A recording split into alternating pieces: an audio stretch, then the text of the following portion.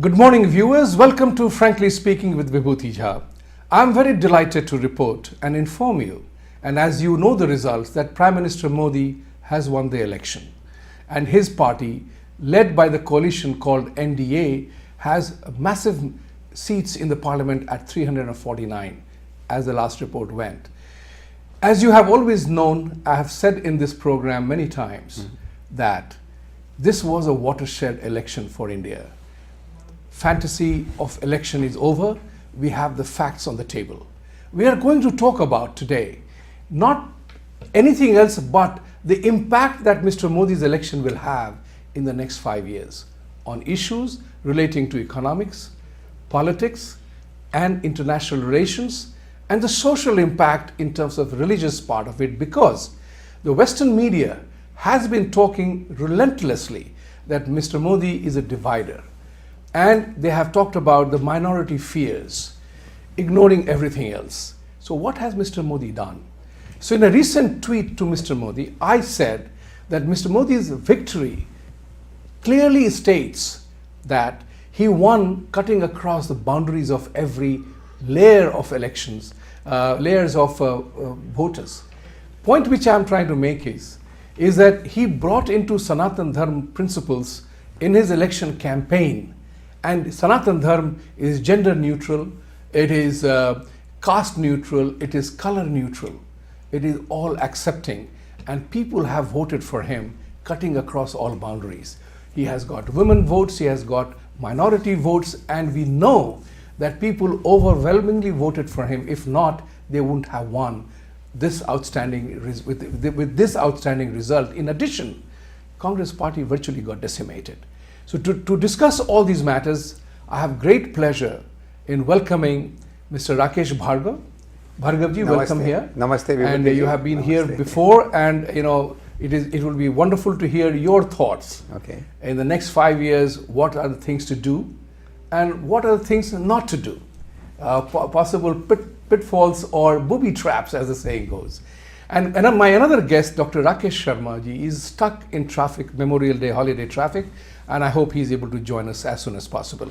So Rakesh ji, first of all, I wanted to ask you one quick question is, why do you think that people of India voted with such fervor that BJP has increased its own tally by 30 seats and the NDA tally is up so much more? So, Vibhuti Ji, number one, I am very honored to be on your show, and my pranam to all the viewers. It's a privilege to be here, and thank you for inviting me to share on such a beautiful topic. And I totally agree with you. It's a watershed moment. I think it's an extraordinary moment in the history of India. When we look back, or maybe our children or grandchildren look back, they realize that this is a pivotal turning moment. And the reason is pivotal is not because Modi ji won. That's obviously a byproduct of it. The underlying current of this movement is we have broken the shackles that have been forced upon us as a legacy of the British Raj. And that shackles are casteism, Hindu versus Muslim, and all these kinds of nonsense that the pseudo-secularist journalists they throw at us, which is so much away from ground reality. And that chasm was there. Slowly and gradually is becoming wide enough that everybody, 22 opposition prime minister candidate fell into it. Surprisingly, not one of them got enough to be even the leader of opposition, because we need 54 seats. Yeah. So that's number one. Number two, I think the biggest attribute that somebody can have, whether a person or a country, is the confidence and ability to look into future. Past is history and present is a gift, enjoy it. But the key to success is future. And Modi ji has delivered a promise for better future for every citizen. He has ensured the safety. उन्होंने हमारी सुरक्षा बनाई है, स्वच्छता बनाई है. मतलब छोटी छोटी चीज़ों में कितना बड़ा गुण है ये उन्होंने दिखाया. मैं इंदौर का रहने वाला हूँ, बड़ा गौरव महसूस करता हूँ कि मैं उस मातृभूमि से हूँ. इंदौर 3 बार नंबर 1 इंडिया में डिक्लेयर हुआ है स्वच्छ भारत में. आप इंदौर जाइए विभूति जी, मैं आपको विश्वास दिलाता हूँ आपको सड़क पे कचरा नहीं मिलेगा. हाँ, मैं मानता हूँ कि हो सकता है कुछ ऐसे हों जगह जहाँ नहीं है, लेकिन पहले से वो 10 गुना अच्छा है साफ। उससे परिणाम क्या होता है, मच्छर कम है, हम लोग साफ सुथरे हैं तो बीमारियां कम हैं। छोटी छोटी चीज़ों से हमारा देश आगे बढ़ रहा है, ये बहुत ही सुंदर बात है। सुरक्षा, 2 सर्जिकल स्ट्राइक मोदी जी ने की। हमारे पिछले 5 सालों में देश में कोई भी बड़ा बम नहीं फूटा, कोई भी बड़ी दुर्घटना हुई, लोग अपने आप को सुरक्षित महसूस करते हैं। चौके से लगा के सीमा तक मोदी जी ने हर व्यक्ति का ध्यान रखा है। I can go on and on, but your question was short, sorry my answer is long, but the reality is that Modi ji has instilled the vitamin of confidence into our economy, into our people, and people are feeling empowered, they're feeling capable, they're feeling that they are able to achieve individually, as a community, as a group, and as a country. And I'm very proud of what Indians have done. And by the way, when you listen to Modi ji's speech, he said कि जनता जनार्दन को मेरा नमन है जिसने ये चुनाव में participate, मतलब see, the man doesn't say I am responsible. He doesn't take the credit for it. He gives it back to the people. उन्होंने क्या बोला, एक फकीर की झोली में आपने इतनी बड़ी अमानत डाल दी, इतनी बड़ी गिफ्ट डाल दी। That's so powerful, the way he builds the narrative. Yes. See, one of the things that we talked about in our leadership initiatives is the leader has to have 2 essential qualities. One is he is the maker and keeper of the mood of the enterprise or the country or the unit he wants to run. And second one is that he is the architect of the future. On both counts, the mood of ambition, the mood of hope, the mood of that something can be done and that there will be something happening to the rest of the people, that's the mood which Mr. Modi has, which Rakesh ji talked about and Modi ji referred to as a confidence instilled in people. And he has a clear-cut future. He is designing the future of the country and its people, because when he defined as Make in India, when he talked about Sabka Saath, Sabka Vikas, Yes. when he talked about Swachh Bharat, these are the things which transform the thinking of the people. However, it's very important, we live in New York, and it's very important for us to know what the Western media is talking about. So as alluded in my opening statement, that there was a major attack on India, as if we are villains and we are people, as if in Hindutva is some kind of an evil. As a matter of fact, another social media digital print company had mentioned that India's choice is between the devil and the deep sea. And I responded to them by saying that it is not devil and the deep sea, it is a choice between adharma and dharma. And when I mentioned that and I gave the reasoning for that, they did not print it. You know why? Because when you contest something which they don't like, they don't publish it. And I gave the reasoning for that, why it was a battle between dharma and adharma. But be that as it may, it's important for us, and this is something which Rakesh ji, we are New Yorkers, we live here, we meet with mainstream media, mainstream people. What do we need to do to change the portrayal and change the narrative of India, of Modi, which is the true perspective? Because why I say this is because Mr. Modi changed the narrative of Vasudhaiva Kutumbakam. When he established the International Solar Alliance in that team, when he said, one sun, one earth, one grade. This is a great definition. So he's changing the narrative. People love him. But there are still people who bring about the political element that, minorities are in fear and that Modi is a divider. देखिए विभूति जी,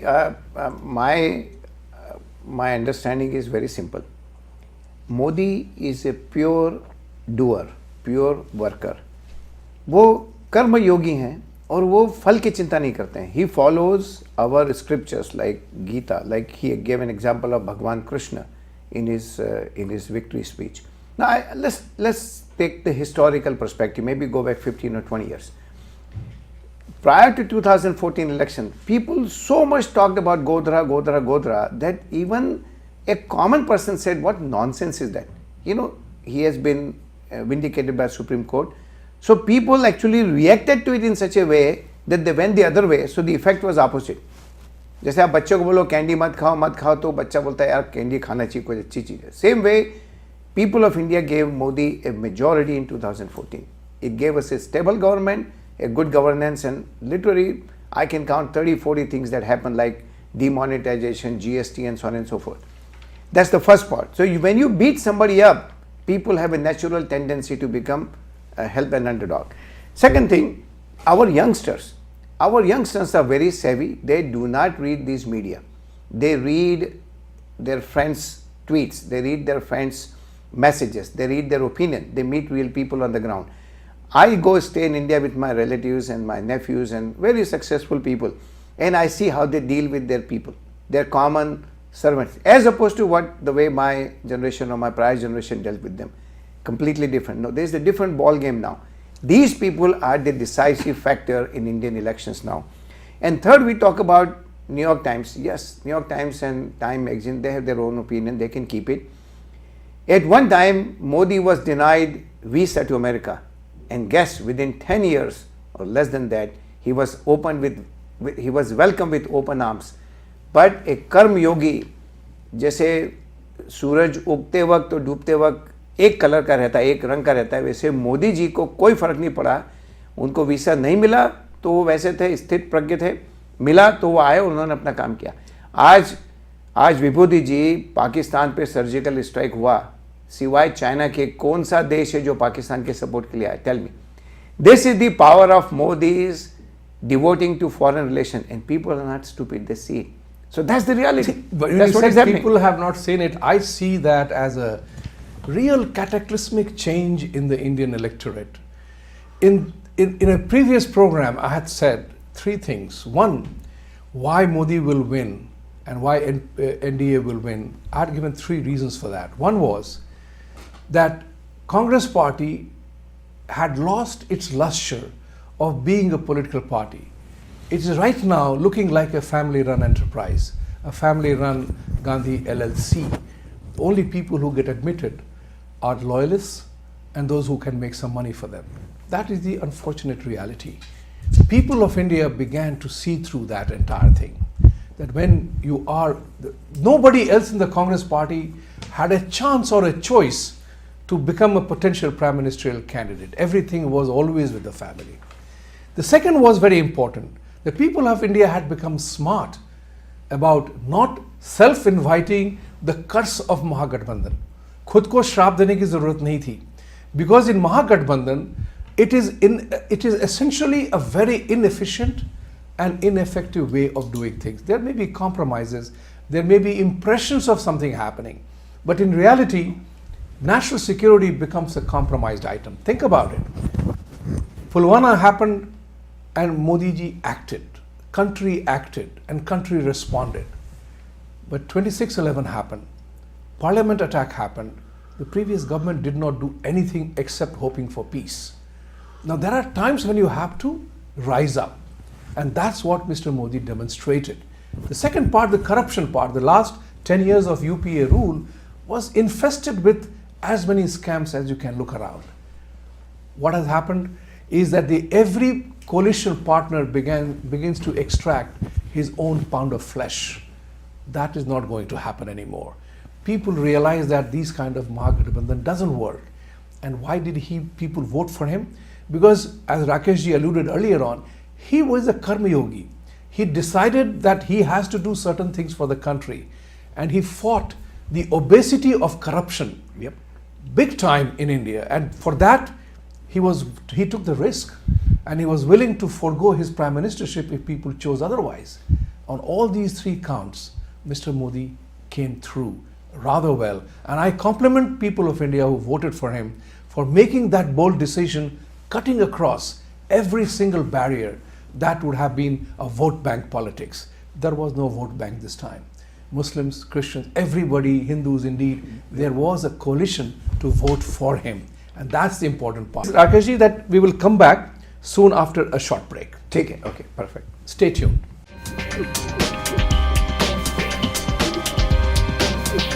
Welcome back. Continuing our dialogue, there is one thing which really bothers me, and bothers me in the sense that somewhere along the line, the entire country and our religion of Hinduism always gets attacked as a diversity element, or it lacks the inclusiveness of everybody.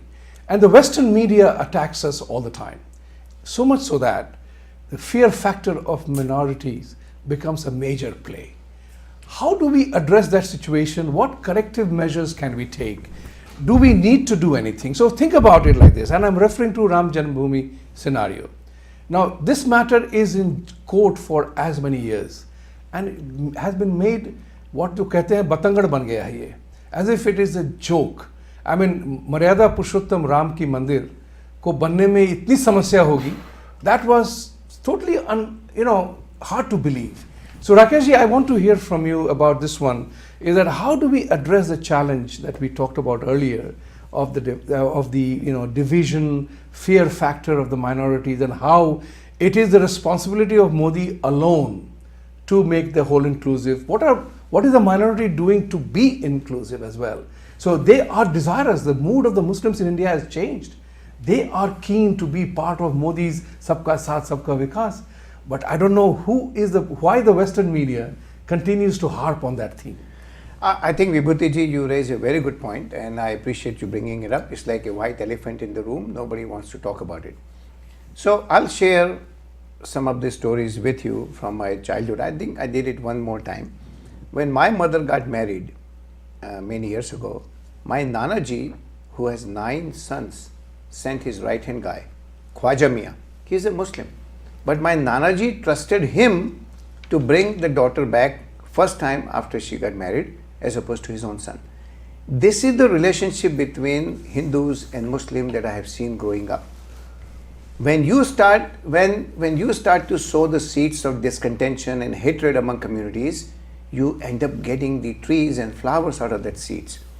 If these politicians and if these media people leave us alone, I think the communities will do just fine.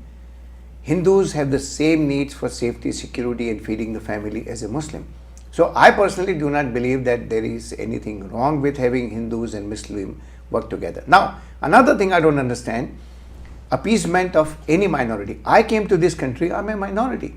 I never got a single handout. I was laid off jobs. I never went and stood in the unemployment line. I took care of myself. Why? Because it's my capability and my ability that propels me into the future as opposed to some handout from the government. We need to teach this entrepreneurship to people. We need to educate them. And I think that's what Modi is doing. I can give somebody a job, or I can make somebody an entrepreneur. An entrepreneur will create 30 jobs, or maybe 100 jobs, or maybe 3,000 jobs. So to me, that's the development of India. Now you talked about Modi coming into the power and in a way, this is wonderful. But why people voted for him? Because they see a vision in him. They see that he is articulating a vision. He's giving them a future roadmap. He's also enabling them, like I said in the past, and he's allowing us to grow as a country and as individual. To me, that's the biggest thing. The opposition have no plan. What's their plan? Modi hatao. अरे भाई मोदी हटाओ समझ में आता है, लेकिन क्या लाओ? आप 22 लोगों में से किसी ने भी एक ने बोला कि 21 लोगों ने बोला कि हम इसके पीछे हैं. There is no alternative. So you saw the result that they got, like you said, decimated. Now, corruption. Okay, there is no big scam throughout the country. I totally understand that. There were a lot in the prior administration. But corruption has not been totally eliminated. So when we talk about the future, I think one of the biggest challenges to get the corruption level, to remove the corruption at every level. Now things are happening in place. For example, Notebandi. People are complaining about the Notebandi. I was in India at that time. You can go to a chaiwala on the side of the road.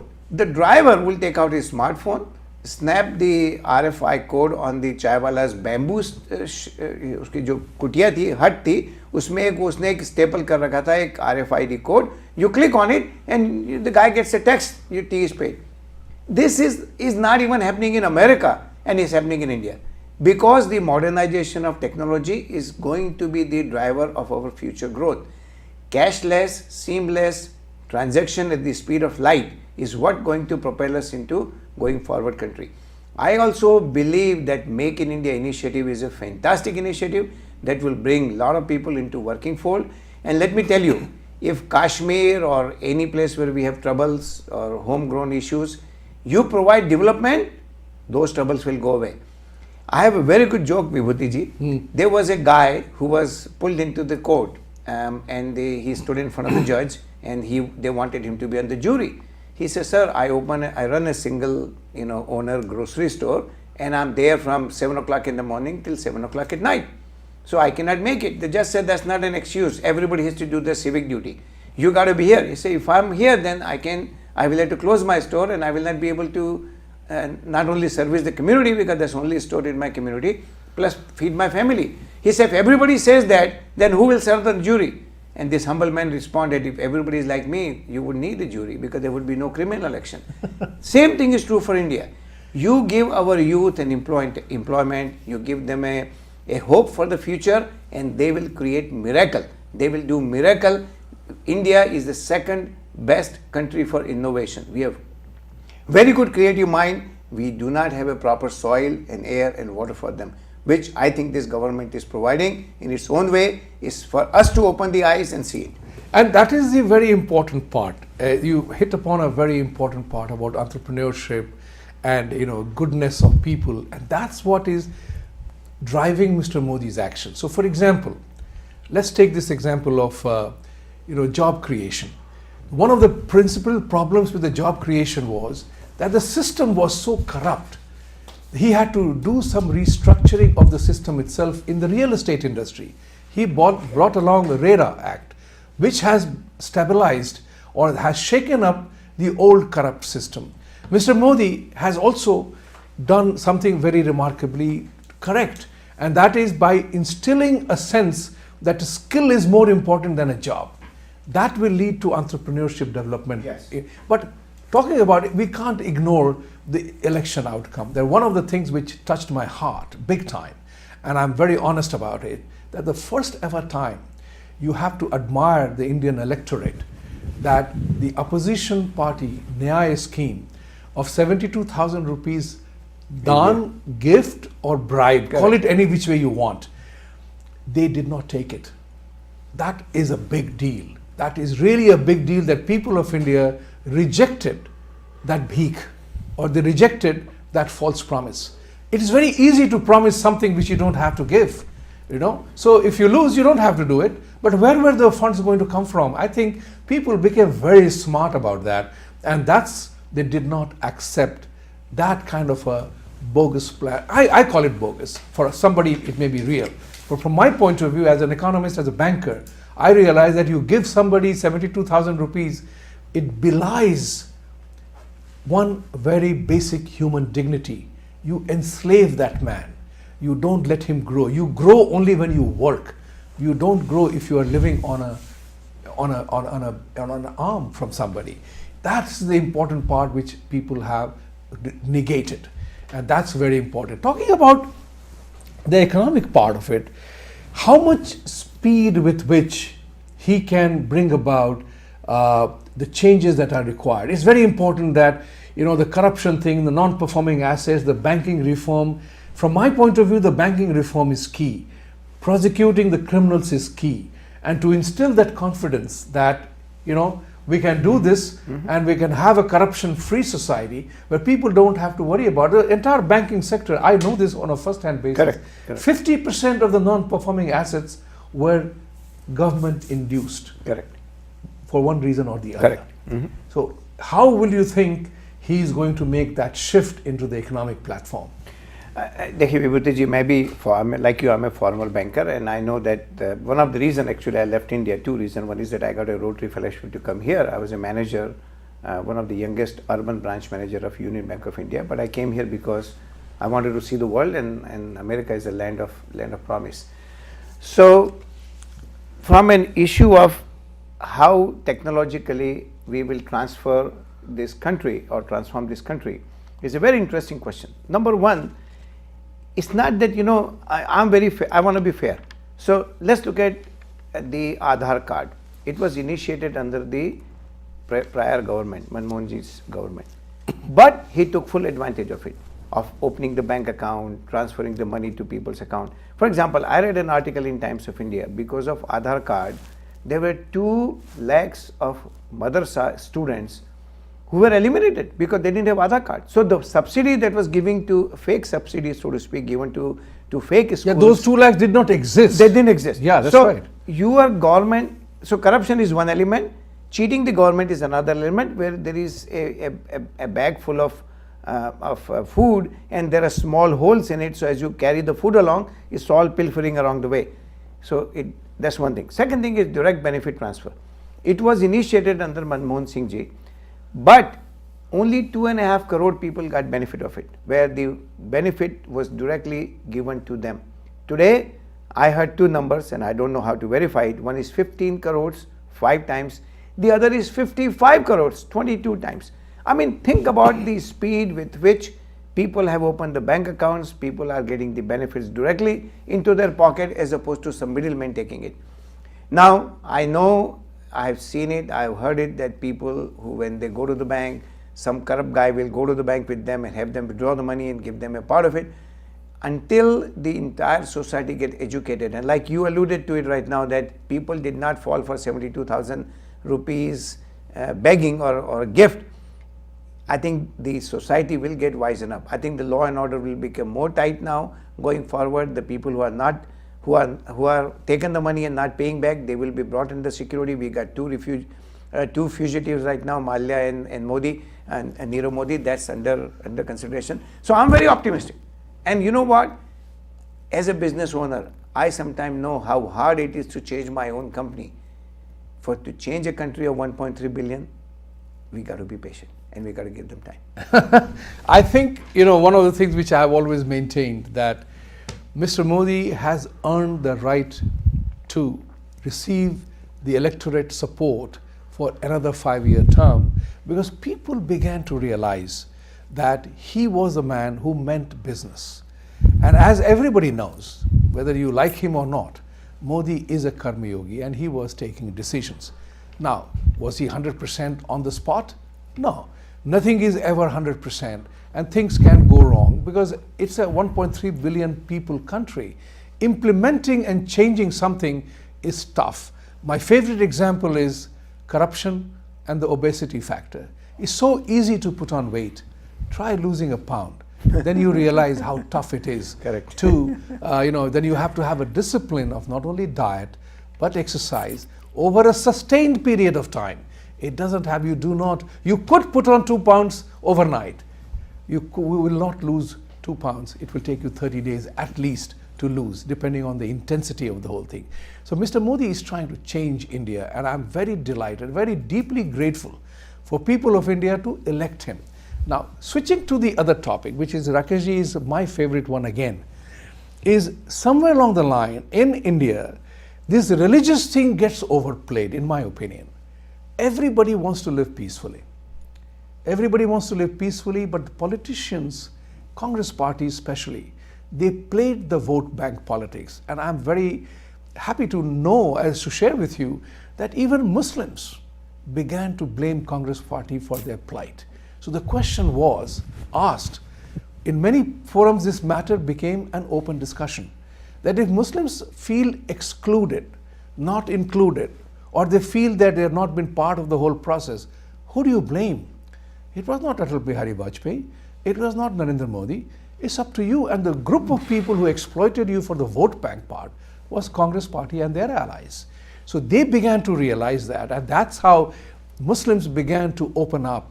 And there are any number of instances. So the religious tension is created by politicians because they are not part of the process. So what do you think he is going to do? Will he make a compromise or will he make them include? So how much does the Muslim community owe it to itself as a responsible citizen of India to become part of the process that is being laid out? Right. So Vibhuti Ji, that's an excellent point, and I'm glad you brought it up. Now look at it. If you're going to give people support, or you're going to enable them based on how they are born, that's very unfair. Azim Premji is not Hindu, but he's a billionaire. And there are many Hindus who are poor. They live in huts. So just to say that all Muslims or all Sikhs or all Gujars or whatever will get benefit, that's to me is not right. So Modi ji already did something. 10% reservation for economically backward classes. Right. That's an outstanding. 40 crore people are getting direct benefit of it. I personally think that we should take out all kinds of reservation from the system. Like you said, agar hum unko support dete hai, we making them weak, we are not making them strong. My interest in seeing every citizen of India grow, become strong, and we become a dominant player in the world. We talked about it coming here, that 26% of India's GDP 200 years ago was trade with India. Now we are not even 2%. We should change that. So Modi has formulated a $5 trillion economy plan. And by the way, I think the sky is limit, because we are 1/4 of America. America is a $15 trillion GDP. We are 5. So if we multiply that 5 by 4, that's 20. So we have an enormous potential to grow this country as a vibrant economy. And because the country becomes vibrant, everybody will get benefit. So that's number one point, the reservation. Second thing, look at the infrastructure. We are so short on infrastructure.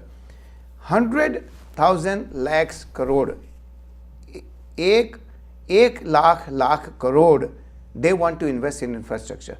25,000 lakhs crore, I mean, these are mind-boggling numbers. They want to invest in agriculture. So think about it. Look at our railways. My grandfather and my father worked for railways, and every time I go to India, I make it a point to travel by Indian Railway. I sleep so well, because knowing that my forefathers toiled away their labor into this, I feel an affinity towards it. Railways have gotten an enormous boost in last 5 years. The train 18, which Bhopal, that station looks like an airport now, and now we are exporting those trains to Australia. Roads, 30 kilometers of roads per day, thousands of miles of highways are being built. Remotest areas are being connected right now. Roads and airports and airlines are local. 128 routes are being, the government has fixed prices.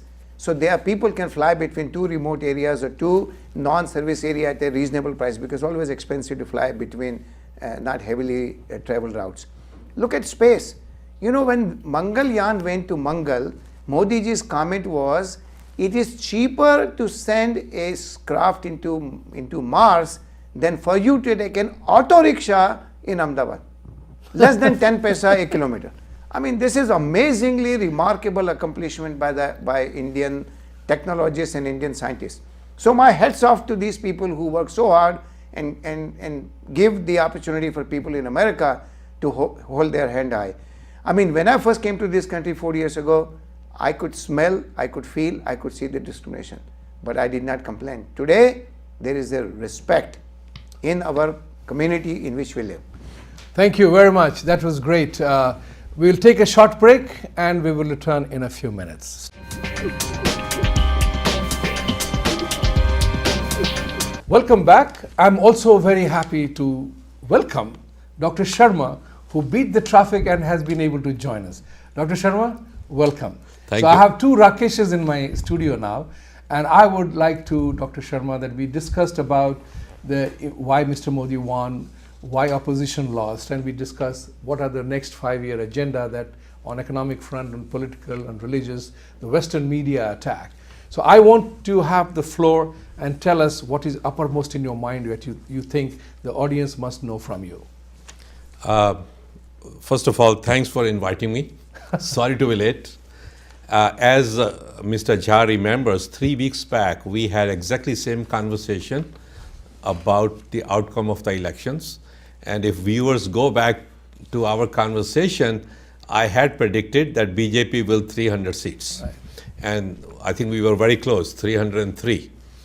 And why did Modi or BJP win this election? Everyone has their own thought process. Mine is that finally Hindus in India woke up. India was being challenged by people within India who I would call pseudo-secular people, and country was being turned into another Pakistan. It's a shame that we, who are very ancient civilization, did not understand within our own boundaries that this is a culture, this is a civilization which is the oldest one and doesn't need to be taught by some new culture which is only 1500 years old as what to do in our own country.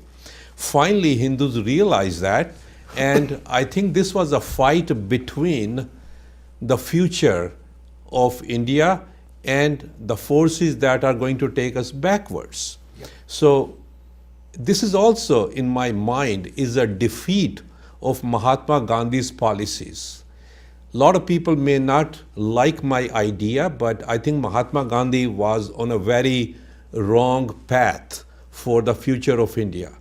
We wanted to be a country that will welcome people of other cultures and religions, but not to be run over by them and convert slowly into another religion. Finally, Hindus realized that, and that's why the referendum is on.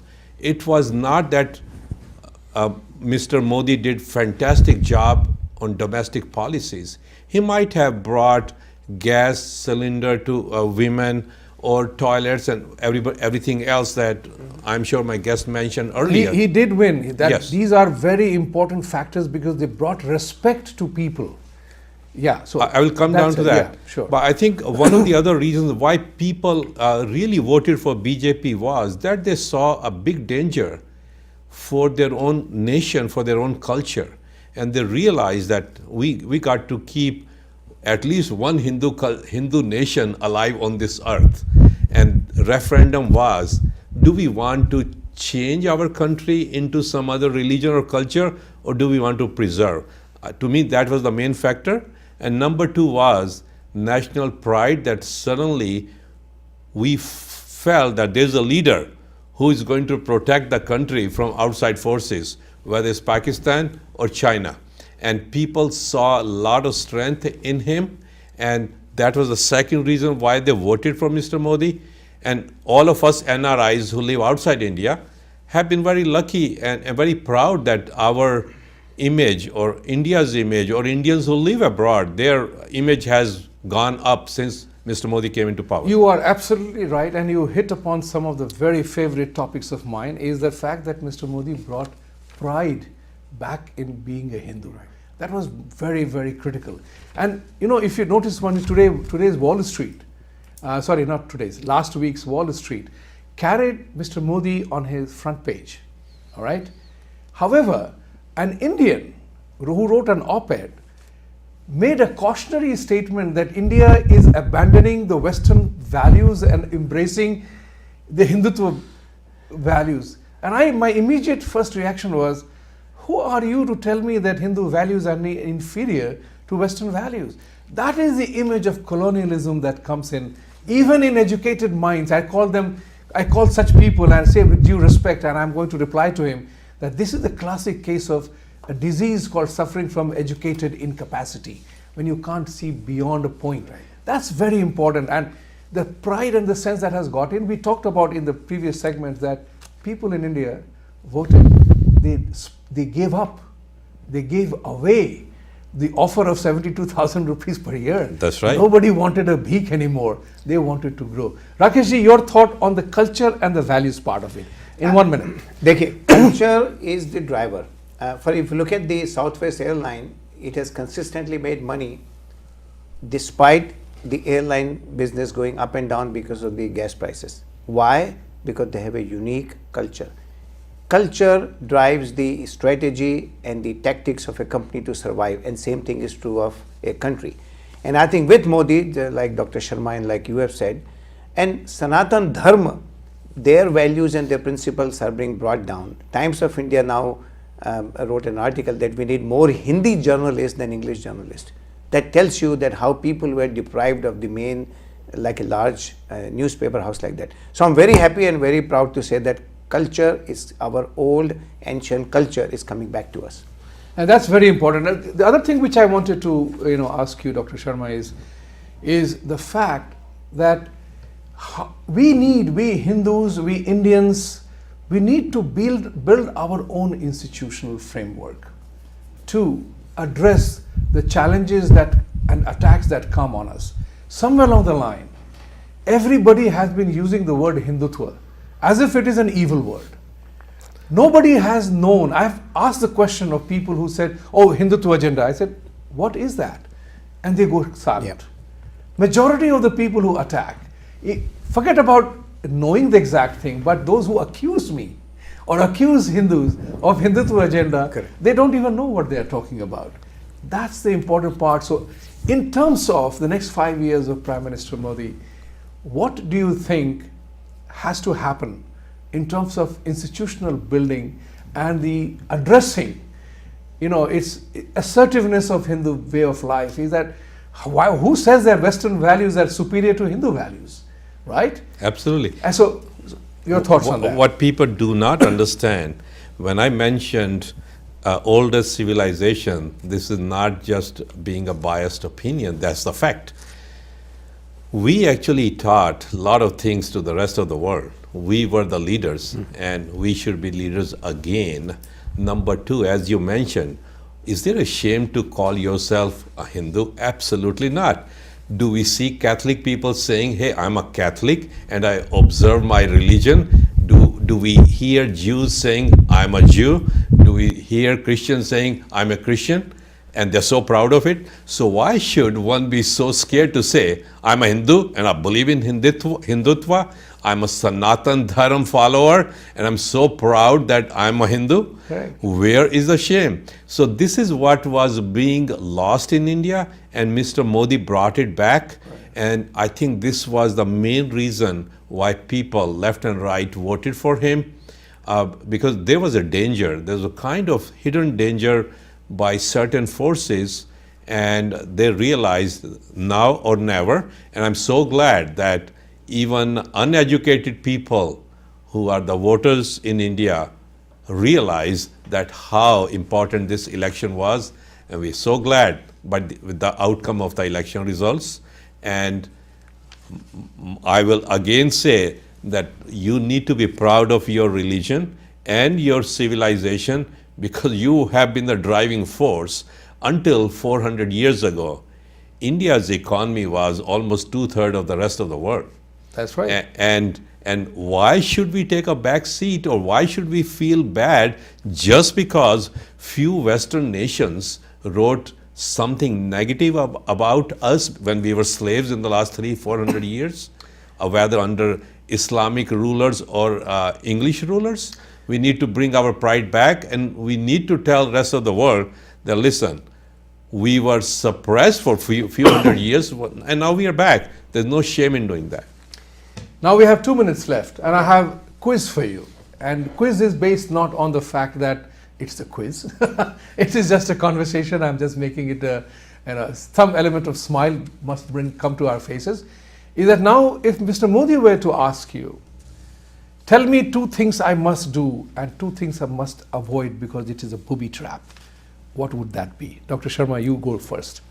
Number 1, keep your promise. If you ever said that you will make Ram Mandir in Ayodhya, boy, keep that promise or you are going to lose next time. Number 2, Mr. Modi, you talked about development and bringing jobs to the country.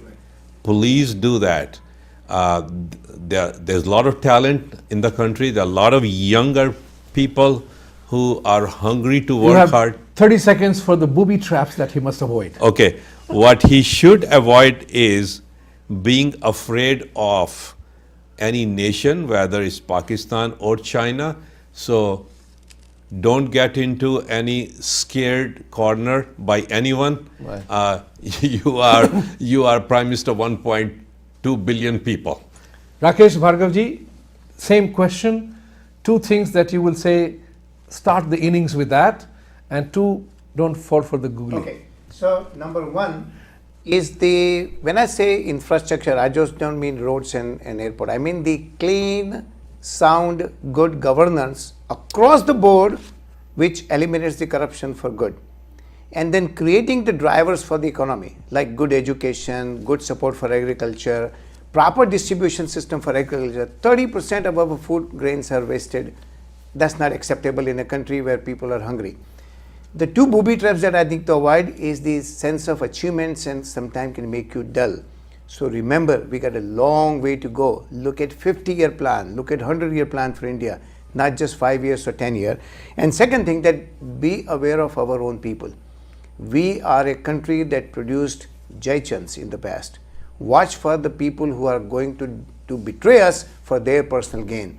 Do not sell your soul to those, or do not allow these people to sell the country for their good. So those are the two points. I think Modi ji is an incredibly bright gentleman, and I have enormous confidence in him, more than anybody else. So I'm very proud to sit here and say that this is one of the best things that happened for India, and not only next 5 years. I predict that God give him good health so he can give us a good country for next 15 or 25 years. Wonderful. Now, my two things. One thing which I would say, that the process of prosecuting the corrupt Yes. must be accelerated. People, I know prosecution is tough.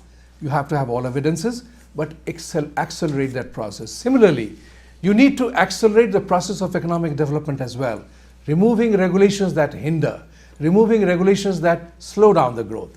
The booby traps that I would say is, don't fall into the Aman Ki Asha farce with Pakistan. Keep the pressure on and call the bluff of everybody who comes to you, be it in the form of Jaichand or Mir Jafar. Thank you very much for being with us.